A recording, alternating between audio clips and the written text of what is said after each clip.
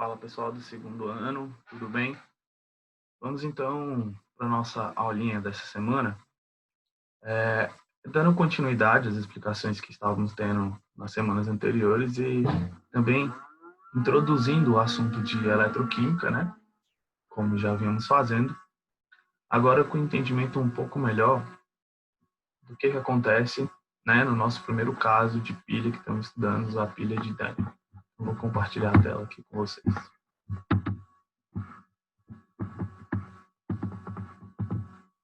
Então, pessoal, eletroquímica é a nossa aula de hoje.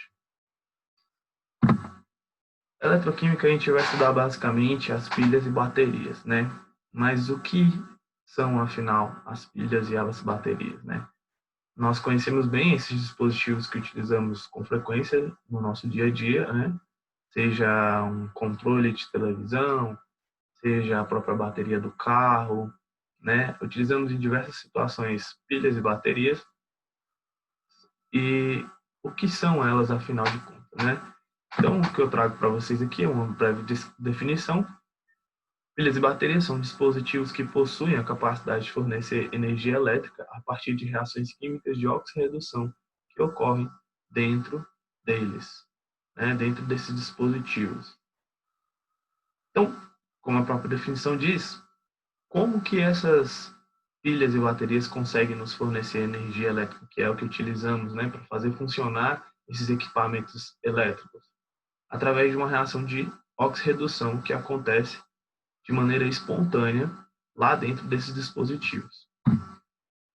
Essa reação de oxirredução, essas reações de oxirredução, como já vimos estudando no capítulo anterior, elas foram utilizadas pela primeira vez para formar um dispositivo que a gente entende hoje como pilha, por esse cara chamado Alessandro Volta, lá por volta do século XIX, e ele montou uma engenhosidade, mais ou menos como essa que vocês estão visualizando na tela, que a gente tinha blocos de zinco e de cobre. Zinc significa zinco, copper significa cobre. Esses blocos estavam amontoados entre um bloco de zinco e um bloco de cobre. Havia então um algodão que estava, digamos, encharcado de uma solução que permitia com que o contato elétrico, digamos assim, entre o zinco e o cobre se estabelecesse, né? Então a gente tem aqui a aproximação do que seria basicamente esse amontoado de placas de zinco e de cobre, como está aí na figura. E aí a gente indica aqui, ó, tem uma placa de cobre, a placa de zinco, e no meio tem um algodão embebido em salmoura, né? Um algodão com uma solução de salmoura. Essa salmoura seria então uma solução de sal, basicamente, né? Um sal dissolvido, basicamente, que permite com que o contato elétrico entre o zinco e o cobre seja mantido. E aí o que acontecia? O que acontecia era que os elétrons que compõem o zinco, lá da placa de zinco, se moviam de maneira espontânea para a placa de cobre. Esse movimento espontâneo de elétrons, que acontecia por toda essa estrutura que ele montou, fez, por exemplo, com que a gente montasse o primeiro protótipo de pilha. Isso, por exemplo, conseguia fazer com que uma lâmpada pudesse ser acesa de maneira breve, né? A partir somente dessa construção que ele obteve. Esse protótipo de pilha, essa ideia de pilha, ela foi posteriormente, então, trabalhada por Daniel, né?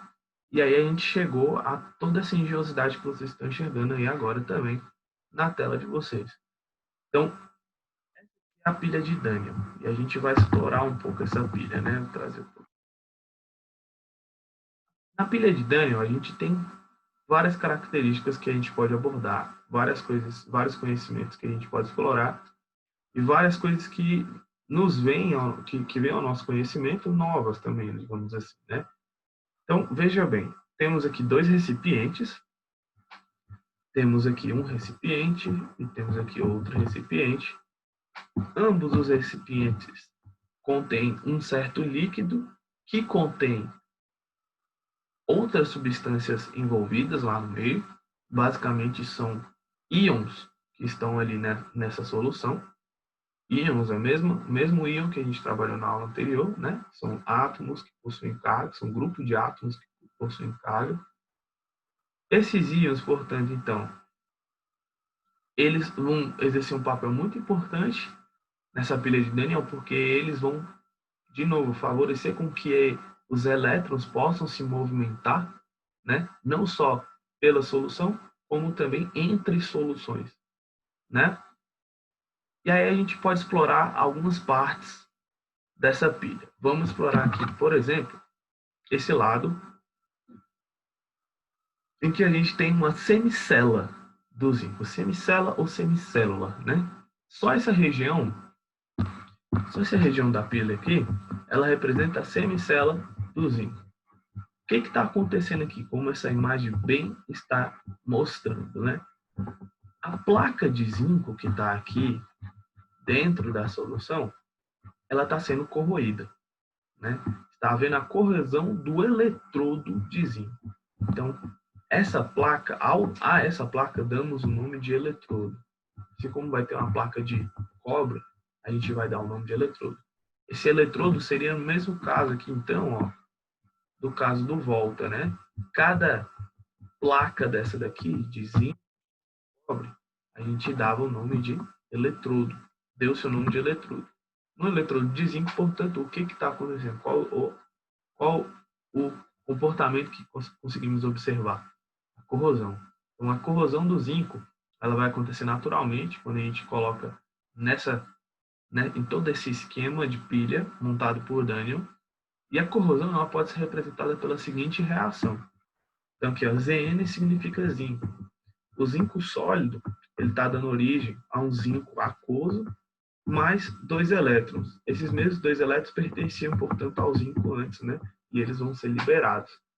Zinco aquoso significa zinco dissolvido.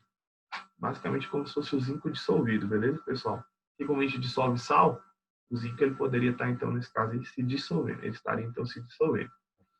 E aí, é estabelecido dentro da eletroquímica que esse eletrodo, portanto, é onde acontece a oxidação, porque a oxidação é justamente esse processo aqui, ó, de perda de elétrons.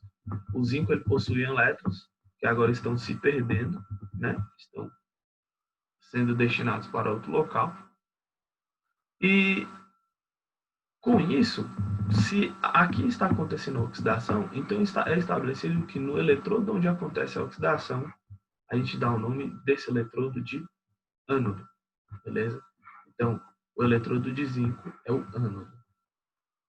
Beleza. Lá do outro lado está acontecendo o que, então? Já na semicélula de cobre, ao invés da corrosão, temos o espessamento, ou seja, o aumento da espessura da placa de cobre, do eletrodo de cobre.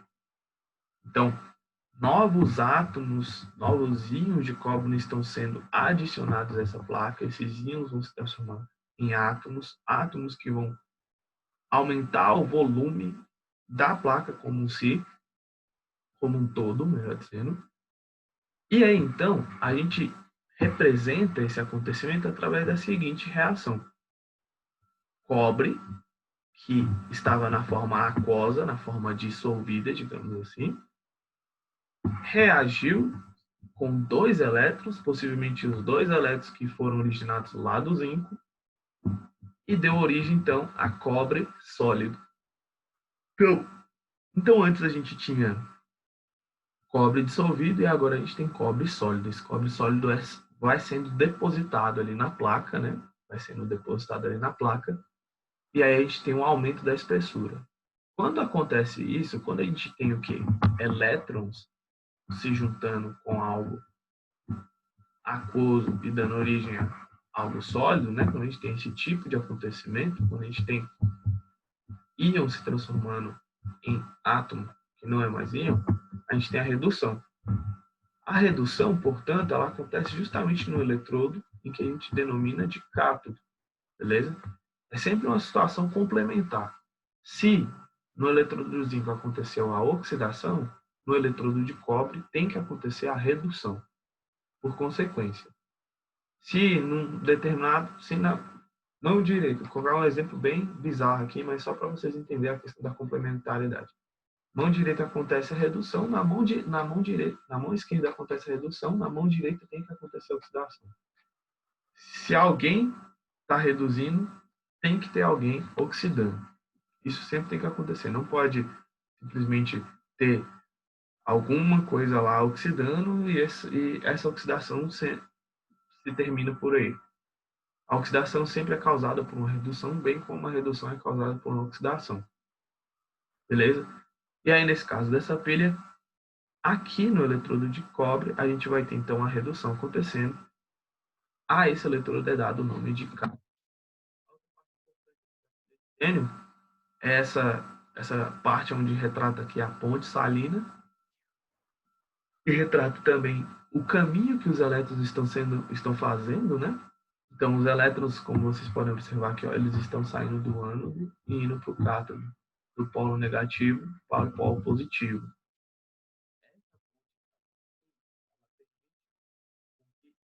As duas soluções estejam em contato elétrico também, digamos assim, porque ela permite com que os íons se movimentem entre uma solução e outra. Isso é importante no processo ao todo, né? No processo como um todo. E uma coisa muito importante de se perceber é que isso aqui é um processo espontâneo, né? Quando você pega a sua pilha e coloca lá no controle, você não precisa fazer mais nada para o controle funcionar. A pilha em si, ela já faz com que o controle funcione, porque as reações que estão acontecendo ali dentro daquela pilha acontecem espontaneamente. Uma vez que você coloca a pilha em uso, ela já começa a te fornecer energia elétrica. Beleza, pessoal?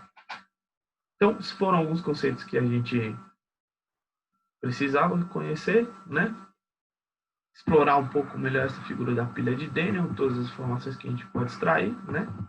Eletrodos, o sentido em que os elétrons sempre vão caminhar, por convenção, o que é cátodo, o que é ânodo, o que é polo positivo, o que é polo negativo, né? Então, quando vocês olharem para uma pilha lá agora e vocês verem positivo virado para tal lugar, negativo para tal lugar, vocês podem associar. Nesse positivo aqui significa que o cátodo está nessa região da pilha.